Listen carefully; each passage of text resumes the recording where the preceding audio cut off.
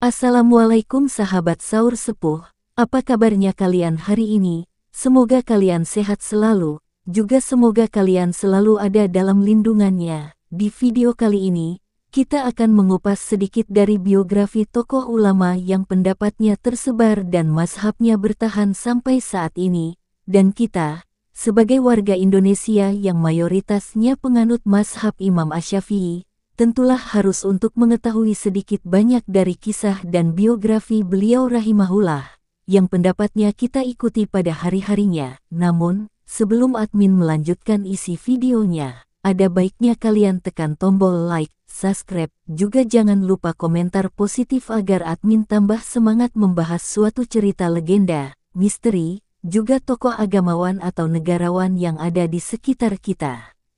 Oke. Jangan berlama-lama lagi, mari kita bahas.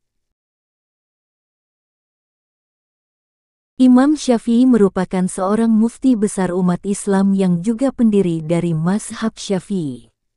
Ia masih kerabat Rasulullah, dari Bani Muthalib atau keturunan Al-Muthalib, saudara dari Hashim yang merupakan kakek Nabi Muhammad SAW. Sebelum menjadi ahli fikih besar, Imam Syafi'i pergi ke Madinah untuk berguru kepada Imam Malik, pendiri mazhab Maliki. Imam Syafi'i mengembangkan mazhabnya pada awal abad ke-9, yang kemudian populer di beberapa negara di dunia, termasuk Indonesia. Nama lengkap Imam Syafi'i adalah Abu Abdullah Muhammad bin Idris Asy-Syafi'i, Al-Muttalibi, Al-Qurasyi. Ia lahir pada tahun 150 Hijriyah atau 767 Masehi. Ada perbedaan pendapat di kalangan ahli sejarah terkait tempat lahir Imam Syafi'i. Ada yang mengatakan di Gaza, ada juga yang berpendapat di Askalan, dekat Gaza. Ketika berumur 2 tahun, Imam Syafi'i dibawa ke tanah leluhurnya di Mekah oleh sang ibu, setelah ayahnya meninggal.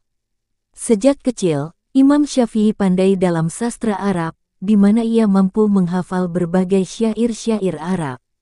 Berkat bimbingan ibunya, Fatimah, ia mampu membaca dan menghafal Al-Quran. Setelah itu, ia berguru kepada Sufyan bin Uyainah, salah satu ahli hadis di Mekah.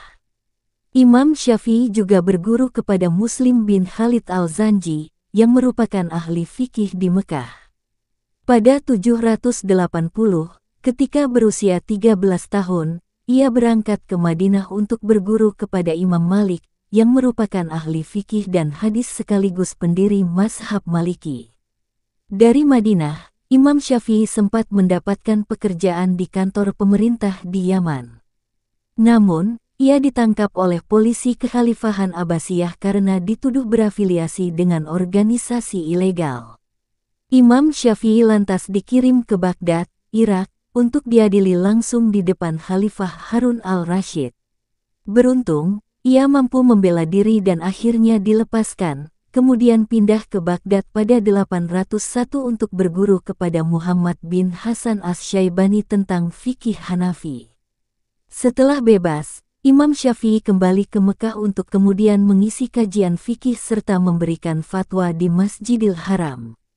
Pada periode inilah, Imam Syafi'i sering melakukan perjalanan dari Mekah ke Baghdad untuk mulai merintis mazhabnya sendiri, yakni mazhab Syafi'i.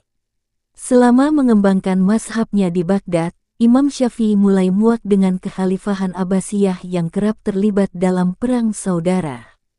Di saat yang sama, ia mulai menyusun kitab dalam bidang usul fikih yang berjudul Al-Risalah.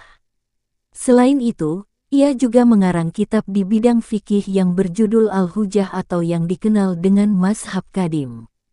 Karena tidak mau lagi berurusan dengan Kekhalifahan Abbasiyah, pada 816, Imam Syafi'i meninggalkan Baghdad menuju Mesir. Di Mesir, Imam Syafi'i terus mengembangkan dan menyebarkan mazhabnya yang didasarkan pada 4 sumber hukum, yaitu Al-Quran, Sunnah, pendapat hukum masyarakat, dan elaborasi hukum dari teks aslinya dengan menggunakan analogi. Beliau meninggal di Mesir, tepatnya pada hari Kamis. Ada yang mengatakan, hari Jumat pada akhir bulan Rajab tahun 204 Hijriah, dengan usia 54 tahun. Begitu mulia kedudukannya dan semoga surga sebagai tempat kembalinya. Amin.